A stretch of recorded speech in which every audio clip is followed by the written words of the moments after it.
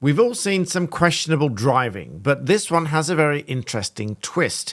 Turn your mind to merge in turn lanes, where you've got two lanes that become one, and there's an arrow telling one lane to move over into the other, and who has the right of way.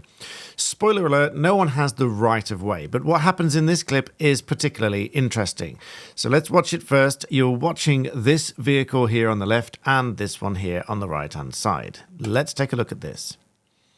So these vehicles, each in their own lane at the moment. This one on the left is now a merge in turn. Wants to move in. Car on the right doesn't let them. Is braking. Car on the left forces its way in. And then the car behind is obviously quite annoyed and decides to cross the solid white line and push its way in front of the vehicle in front, only to find out it's a police car.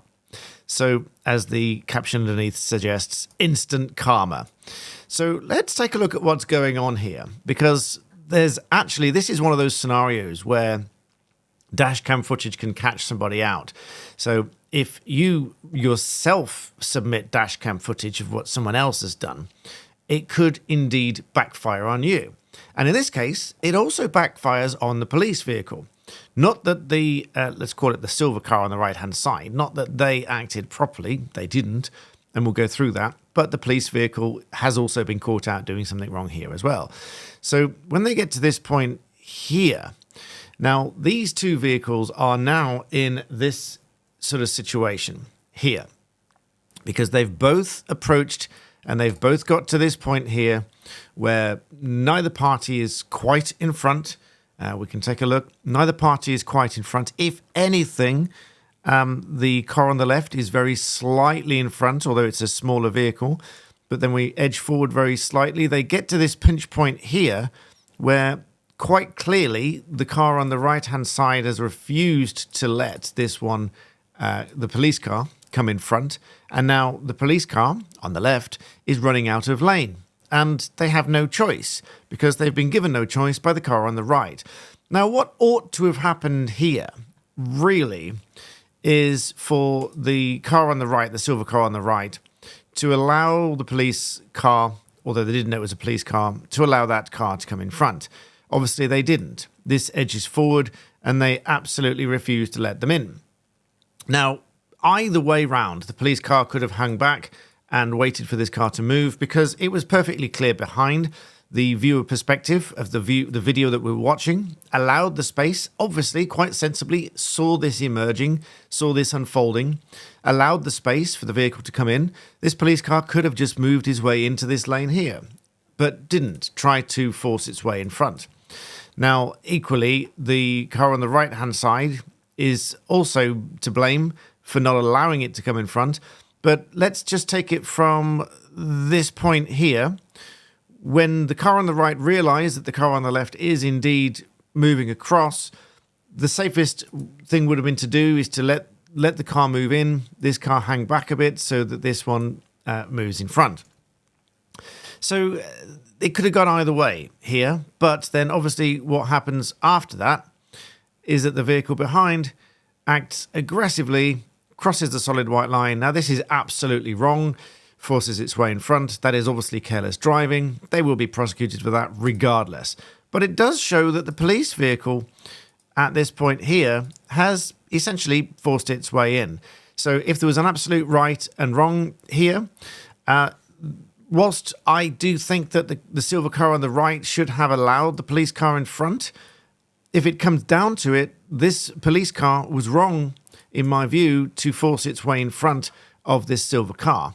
So the police car's been caught out doing something wrong as well. Although the silver car should have hung back and could equally be held to be driving without reasonable consideration. Because actually, if you watch it from this point here, you'll see that the silver car actually increases speed just a little bit, so as, in my view, on watching this 2 or 3 times, to prevent this car on the left from moving in, probably knowing that it is a merge and turn lane. So watching it again, you'll see that the silver car does, from this point here, let's go back to here, from this point, does increase its speed very slightly and just keeps going and has no consideration for this car to move over whatsoever. Now, there'll be some people screaming at the screen that you give way to the right and the person on the right has priority, etc. Well, that is a general guideline. As I said at the outset, no one has an absolute right of way in the highway code or otherwise. The highway code itself says that this does not provide a right of way. No one has a right of way. There are scenarios when you should give way, or there are scenarios where you should have priority. But those are priorities and those are guidelines, and driving sensibly, not defensively and aggressively. So both vehicles are really to blame here. They've both got an equal portion of blame, and they could have done things much better and much differently. The silver vehicle could have hung back and let the police vehicle come in front. The police vehicle could have hung back and allowed the silver vehicle to move across, because the vehicle behind was obviously allowing enough space. So that could have been either way. Either way would have been better than forcing its way in, and would have been better than the silver car preventing from coming in.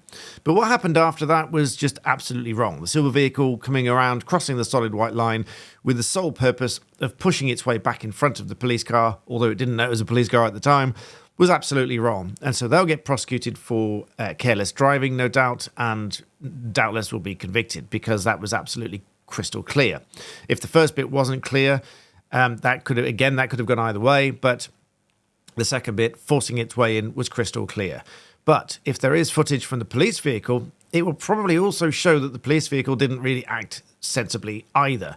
So the police driver there should really be given some guidance on driving more sensibly and not forcing its way in front of that vehicle. Those are just my views. Obviously, none of this is taken as advice, but these are my views. Now, I've looked at various clips like this that have been sent to me from viewers and clients alike who have asked me to comment on it. And in my professional capacity, I've advised on some scenarios like this where on some occasions I've sided with the insurance company, not sided, you know what I mean, but given the same advice as what the insurance companies have decided and said, well, it's the prospective viewer's fault. And sometimes when it's the other way around, where someone else has pulled one case was a vehicle did exactly this, forced its way in front of a lorry, and the lorry went into the back of the vehicle. And in that scenario, it was not the lorry's fault, because the other vehicle forced its way in front of the lorry, even though the lorry went into the back of the vehicle.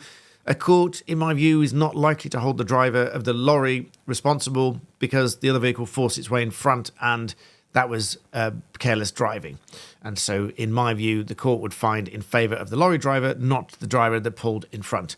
So just be a little bit more sensible out on the roads, but let me know what you think if you've come across this scenario before. And just as a bonus for this video, if you've got a long lane where lanes merge, this is obviously lanes merge because the road gets smaller. Some of them, you've got a motorway where it goes, let's say, from 4 lanes down to 3 lanes, and the 4th lane is now merging into the 3rd lane once again. What I see a lot of is vehicles moving across very early and leaving a whole stretch of the 4th lane empty. That is not what it's for. You're supposed to use all of the lane right up until the merge point and merge in turn, and you're supposed to be driving with a little bit of consideration for each other, allowing car intermittently to move in to the 3rd lane and move over, not leaving that whole of the 4th lane empty, because that's just a waste of queue. And in fact, I'll mention at this point the Conquer Driving channel that has an excellent way of illustrating exactly this point. He says as follows: but there's a problem with merging early. You end up with one long queue instead of 2 shorter queues. And so merging early is not ideal. Merge in turn, use the whole of the lane, and allow each other to move over. This is just basic sense and working with other road users. Allow each other to move in, and don't drive aggressively like that silver car did and prevent the other vehicle from coming in, but also don't be like the police car and force your way in.